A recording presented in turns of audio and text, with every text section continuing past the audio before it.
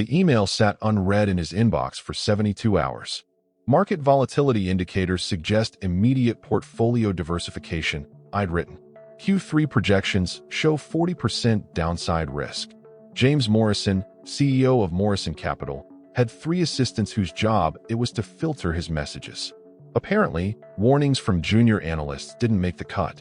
I watched the futures markets open that Tuesday morning, red numbers bleeding across every screen. My hands shook as I reached for my phone. By the time I dialed his extension, $200 million had already vanished. Here's what happened next. The trading floor at Morrison Capital buzzed with the kind of energy that came from managing other people's fortunes. Glass offices lined the perimeter, each one a monument to success built on calculated risks and insider knowledge. James Morrison's corner office overlooked Manhattan, floor-to-ceiling windows framing the city like a painting he owned. My cubicle sat in the maze below, close enough to see the empire, far enough to know I'd never touch it. I'd been there 18 months, hired straight out of Columbia with a finance degree and enough student debt to keep me grateful. Morrison Capital specialized in high-yield investments for ultra-wealthy clients. Pension funds, family trusts, the kind of money that made more money just by existing. My job was pattern recognition, scanning market data for anomalies that might signal opportunity or danger. Growing up, numbers were my language. While other kids played sports, I built spreadsheets. My parents called it obsessive. My professors called it brilliant. The difference was, my professors were right. I could see connections in data that others missed, patterns that whispered warnings months before they screamed. The first sign came in August. Chinese manufacturing data, European bond yields, currency fluctuations in emerging markets. Individually, they meant nothing. Together, they painted a picture of systemic risk that made my stomach turn. I spent 3 weeks building models, cross-referencing indicators, checking my work until my eyes burned. The conclusion was always the same: major correction incoming. That's when I wrote the email. 5 pages of analysis, charts, projections. I'd addressed it directly to James Morrison, marked it urgent, and hit send at 11:47 p.m. on a Sunday. The kind of email that could save his company or destroy my career. Monday passed. Tuesday crawled by. Wednesday morning, I watched Morrison stride past my cubicle, phone pressed to his ear, laughing about weekend plans in the Hamptons. The email notification on his computer showed 847 unread messages. Mine was buried somewhere in the digital pile. I tried going through channels. My supervisor, Linda Chun, was sympathetic but powerless. Morrison doesn't take meetings with analysts below VP level, she explained. Send it through compliance. They'll route it appropriately. But compliance moved like molasses, and I could feel time running out. Thursday afternoon, the derivatives markets hiccuped. A 2% drop that lasted 17 minutes before recovering. Most people missed it. I didn't. It was the tremor before the earthquake, the canary gasping in the coal mine. I drafted a second email, this one shorter and more direct. Immediate action required. Market correction imminent. Recommend defensive positioning across all portfolios. I marked it high priority and sent it to Morrison's personal address, the one reserved for emergency communications. That evening, I stayed late, monitoring Asian markets as they opened. Tokyo dropped 3% in the first hour. Hong Kong followed. By the time London opened, the selling had become a stampede. I called Morrison's cell phone directly, breaking every protocol in the employee handbook. Who is this? His voice was sharp, annoyed. David Chun, market analysis. Sir, we need to talk about portfolio exposure. The correction I warned about is happening. He laughed. Kid, I've been doing this since you were in diapers. One bad day doesn't make a correction. Call me when you have real experience. The line went dead. The markets kept falling. By Friday morning, the damage was undeniable. Morrison Capital had $2.8 billion under management, heavily weighted toward growth stocks and emerging markets.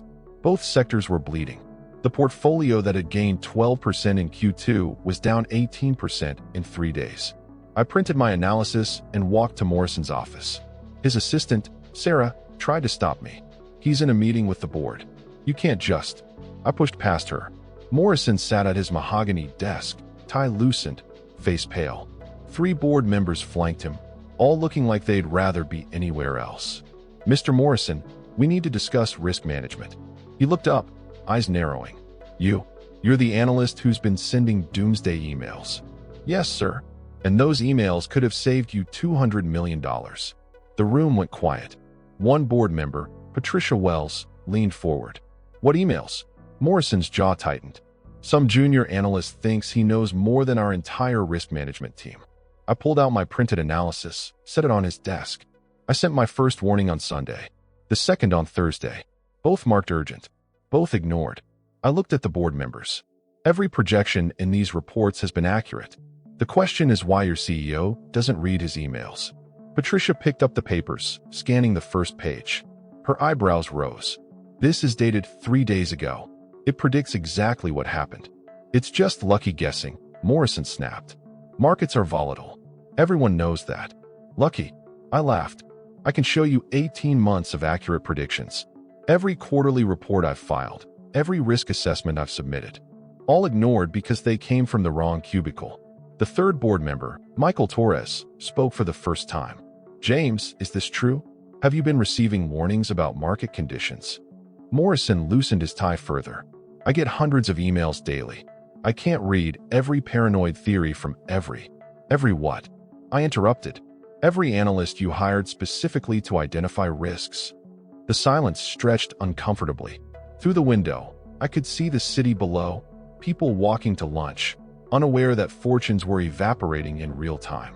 Patricia set down the analysis. James, we're going to need a full review of your communication protocols. And I want to hear more from Mr. Chun about current market conditions. For the next hour, I walked them through my models.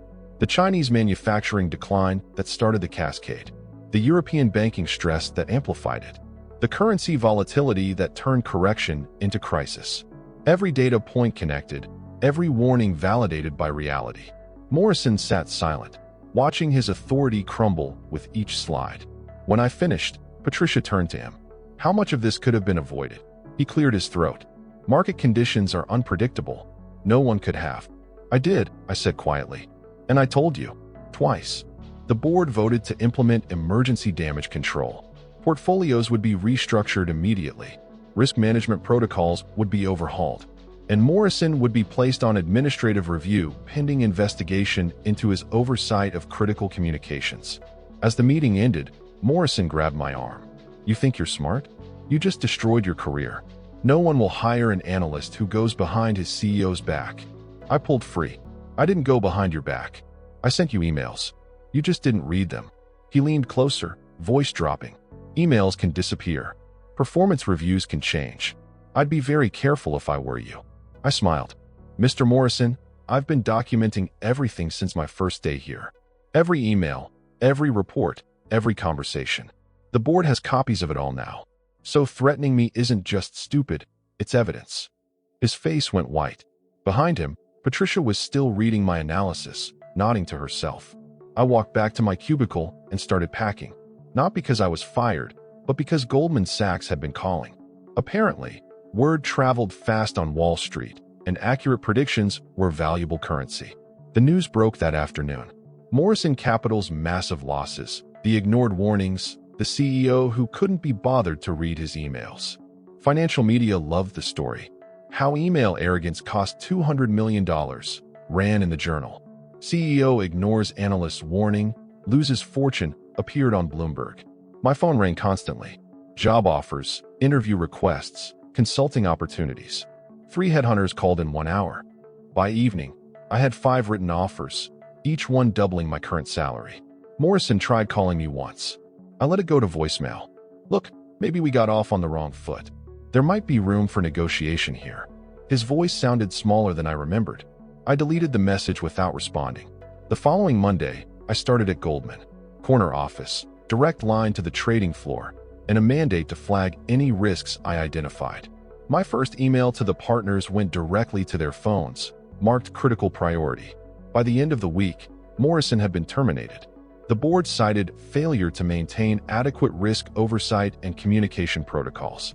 Morrison Capital lost 60% of their clients within a month. Some moved to Goldman Sachs, specifically requesting the analyst who'd predicted the crash. I learned something important that week. Being right isn't enough if no one's listening. But sometimes, Being ignored is exactly the opportunity you need to find people who will. At Morrison Capital, I was a voice in the wilderness. At Goldman Sachs, I'm the canary in the coal mine, and they check on me every day. The market doesn't care about your ego, your corner office, or your years of experience. It only cares about the truth. I offered Morrison the truth in a 5-page email. He chose arrogance instead. Now he's unemployed, and I'm managing $500 million in assets. Sometimes the best revenge isn't getting even. It's getting promoted. If you've ever been ignored when you knew you were right, remember this. The right people will always listen. You just have to find them. Tell me, have you ever been proven right when everyone doubted you?